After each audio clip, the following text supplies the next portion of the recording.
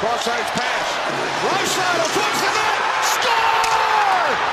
Leon Draisaitl! Nobody expected the ice to tilt this violently. 10 minutes into Game 4, the building in Sunrise was pulsing. The Panthers were up 3-0, and arena staff were testing the cup presentation strobe lights, just in case. Yet 70 heart-palpitating minutes later, Leon Draisaitl was buried under a blue and orange dog pile in the very same crease. The Edmonton Oilers had stolen a 5-4 overtime win, and every living room bracket on the continent lay in shreds. Edmonton didn't merely force a best of 3, they ripped a 106-year-old page out of the record book by becoming the first road team since 1919 to erase a 3-goal hole and win a Stanley Cup Final game. That kind of whiplash demands a deeper look at the early Florida blitz, the bold goalie swap that changed the temperature, and the one-handed dagger that rewrote history. Buckle up for every swing of momentum, every broken precedent, and every unanswered question heading back to Edmonton. And if you live for chaos like this, smash subscribe now so you never miss the next jaw dropper.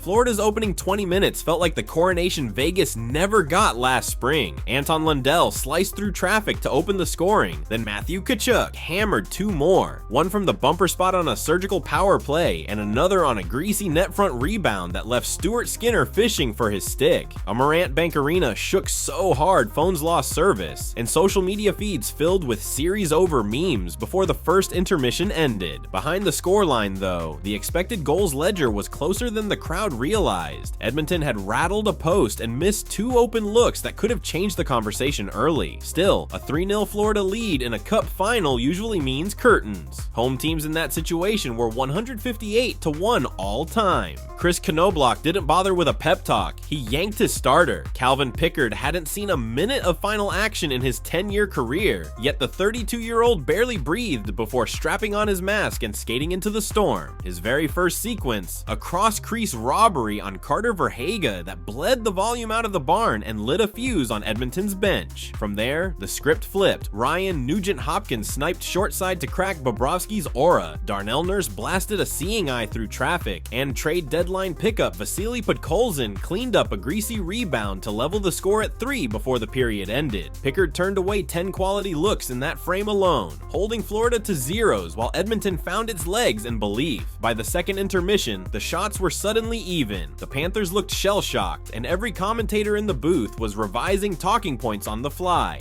Midway through the third, the comeback seemed complete. Jake Wallman, waiver wire to top pair fairy tale, jumped into a broken play, collected a wobbling puck, and wired it glove high for Edmonton's first lead at 13:36. The Panthers' whiteout crowd gasped. Knoblauch allowed himself a half smile. Yet Florida's DNA this postseason is equal parts skill and stubborn, and with Bobrovsky on the bench for an extra attacker, Sam Reinhart stuffed home a goal-mouth scramble with 19.5 seconds left, the second latest tying goal in final history. The arena detonated, Edmonton stared at the rafters, and television producers thanked the hockey gods for more free drama. One period earlier, the Panthers looked finished. Now the Oilers had 90 feet of bad memories to skate through before overtime even began. Overtime belonged to Leon Draisaitl before the puck even dropped. He just had to prove it again. 11 minutes in, he powered down the right flank, switched to one hand like a ball-handling drill, and shoveled the puck far side past Bobrovsky while fending off Brandon Montour. It was his record-setting 4th OT winner of this postseason, breaking the mark he'd tied just 2 rounds earlier. For the Panthers, it was a cinematic gut punch. A 3-0 lead gone, franchise momentum gone, and home ice advantage gone in a single flick of German-engineered wrist strength. The Oilers, meanwhile, improved to a perfect 10-0 in Game 4 since 2023. Statistically absurd, emotionally priceless. How rare was this escape? You have to rewind to 1919, Seattle versus Montreal in the Spanish flu shortened final, to find another road team that clawed back from 3 down and won. In more than a century of Cup lore, it's happened only 7 times, and never in the salary cap era that supposedly guarantees parity. Add in the fact that 3 of the first 4 games of this series have needed overtime, something witnessed just 4 times since 1967, and the 2025 final is flirting with instant classic status. Historical odds that once stood at 158-1 now read 158-2, and an Oilers club that spent 35 years chasing its dynasty ghosts suddenly owns a slice of trivia no Gretzky banner covers. The psychological math is messy. Florida was 19 seconds from a 3-1 chokehold. Now they board a flight to Rogers Place, staring into an orange sea that smells blood. Sergei Bobrovsky, unbeatable for 8 straight periods, has coughed up 9 goals in his last 4. Panthers coach Paul Maurice must decide whether to juggle his top 9 or simply bet on emotional amnesia. On the other bench, Knoblauch faces the friendlier conundrum: ride the red-hot Pickard or return to Skinner's fresher legs.